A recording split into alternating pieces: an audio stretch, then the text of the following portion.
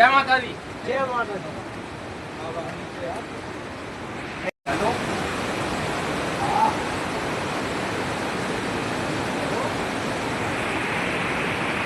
नमस्कार साथियों, स्वागत है आपका डीबीएम न्यूज में। मैं हूं अनूप खत्री। इस वक्त हम मौजूद है दुगड्डा के दुर्गा मंदिर में। यहां से पौराणिक ऐतिहासिक जुड़ा हुआ है और यही इतिहास आज हम जानने की बात करेंगे यहाँ के पंडित जी से। पंडित जी, क्या नाम है आपका? नमस्कार, जय माता दी, जय हो। ये हमारा नाम है हरीश काला शास्त्री और काफ़ी समय हमें यहाँ पे मंदिर में हो गया है। आप लोगों ने इस मंदिर में नीचे गुफा के दर्शन तो आपने कराए होंगे भक्त लोगों को। जी जी। तो गुफा जो है ये ब्रिटिश काल के समय में उस गुफा का रहस्य का पता चला। वो इस तरह चला, जो अंग्रेज लोगों ने मार्ग बनाया शहर से गढ़वाल जोड़ने के लिए। ये गढ़वाल आज इसी माता की कृपा से यहाँ जुड़ा हुआ है। और यहाँ पे जब उसने मार्ग बनाया तो बहुत ही समय हो गया, बनाते बनाते वो परेशान हो गया। मार्ग बन रहा था, फिर पूरी चिनाई टूट के अगले दिन देखा तो नदी में बह गई। कई बार बनाया, कई बार टूट के बह गया। दुखी मन से फिर वो गुफा के ठीक ऊपर वाले स्थान में आके बैठता था और सोचता था क्या इस जंगल में क्या शक्ति है, क्या होगा यहाँ। कई विचार उसके मन में आते थे। फिर माता ने देखा कि मेरे गुफा के ठीक ऊपर एक दुखियारा बैठा हुआ है। और वैसे तो अंग्रेज लोग विशेष मानते थे नहीं हमारे देवी देवता को। हाँ जी, हाँ जी। है ना। तो उसने सोच रहा था कुछ है यहाँ, कुछ तो होगा। तो फिर अपने ऑफिस में वो चला गया रात को। तब माता ने उसको जाके स्वप्न में दर्शन दिए, माँ शेरावाली माँ दुर्गा देवी ने, कि वे बेटे ऐसे हैं, यहाँ नीचे साक्षात मेरा वास है। भोले शंकर के साथ में वास करती हूँ गुफा में, और तुमने हमारे ठीक ऊपर जो है खुदाई करा रहे हो, मार्ग बना रहे हो। एक बार नीचे आके माथा टेका, तूने नहीं टेका। और इतने में जो है उसका स्वप्न खत्म हो गया। अगले दिन वो आया, फिर उसने अपने मजदूरों को, जो समय के मजदूर रहे होंगे, उनको कहा कि झाड़ियों को काटो, नीचे जाओ, क्या है यहाँ नीचे, एक बार देखो, पता करो। फिर उनके मजदूरों ने नीचे आके झाड़ी काटी, ढूंढा। वो क्या देखते नीचे आके, एक गुफा है और वहाँ स्वयंभू शिवलिंग है, और सामने ही शिवलिंग के सामने बाई तरह माता पार्वती गोरा, वो भी पिंडी रूम में विराजमान है। और उनके सामने एक संत पुरुष महात्मा जो थे उस टाइम, वो तपस्या में लीन बैठे हुए थे और उसके गले में सर्मों की माला पड़ी हुई थी। इतना वो मजदूर देखते हैं और उस अधिकारी को जाके बताते हैं कि वहाँ तो इस तरीका का भव्य सी दृश्य है। तो वो दौड़ा दौड़ा आया, वो भी घास पकड़ के, पेड़ों की जड़ पकड़ के गिरते पड़ते गुफा तक पहुँचा।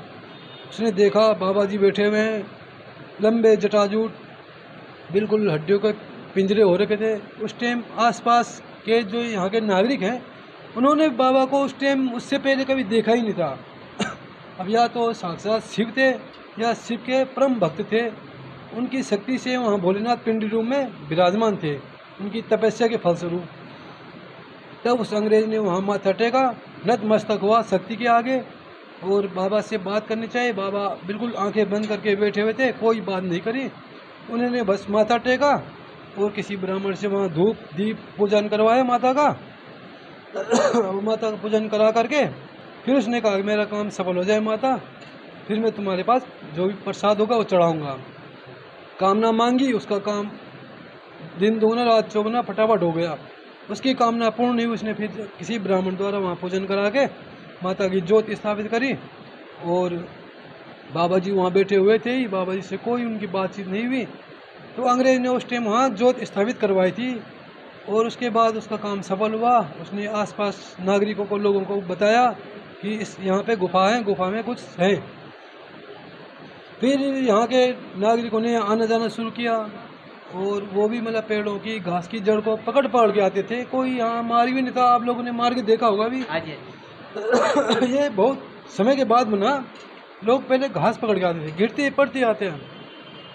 और जब वहाँ भीड़ आने लग गई, भक्तों का तांता लगा, बाबा जी की तपस्या में विघ्न आने लगा। बाबा जी ने कहा ओहो, ये तो अब भगवान और भक्तों का मामला है, मेरा क्या काम।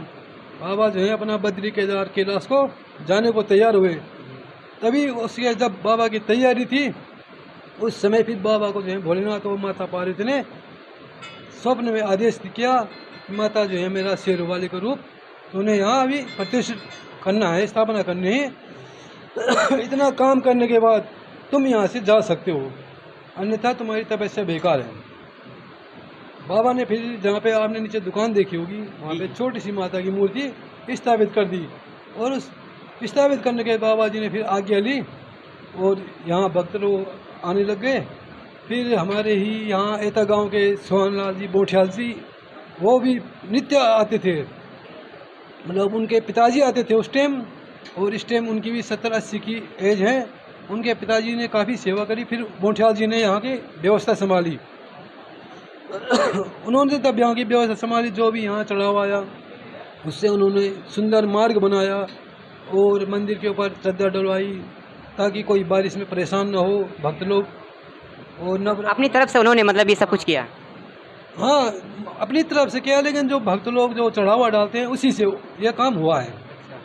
बाबा के जाने के बाद उन्होंने यहाँ की व्यवस्था संभाली है। अभी भी बोठियाल परिवार ही यहाँ की व्यवस्था संभालते हैं, ग्राम एता के हैं, और जब से उन्होंने संभाला है तो काफ़ी यहाँ जो है कि विकास देखने को मिला है। और अब यहाँ कोई भी मतलब जो है वो नहीं है, जैसे मतलब नीचे धूना देखा होगा आपने, कोई सुल्पा वाले बाबा, कोई चिलम वाले बाबा, ऐसे चिलम वाले नशा पत्ती करने वाले बाबा को नहीं बैठाते धोने में।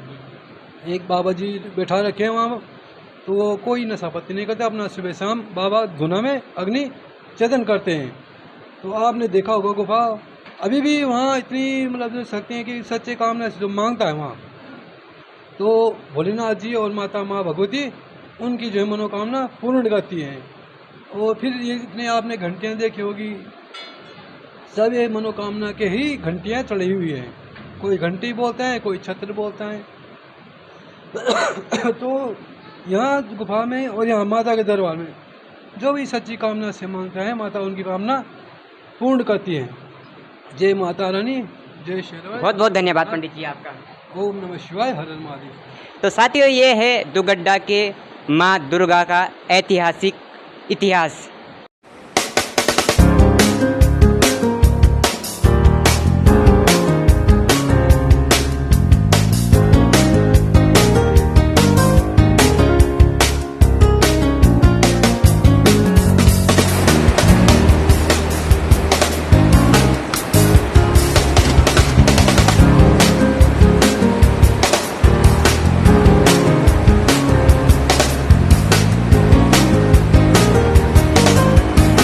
इसी गुफा में वो पिंडिया है जिनकी बात यहाँ के पंडित जी और यहाँ के लोकल लोग कर रहे हैं। इसी गुफा में माँ की पूजा की जाती है।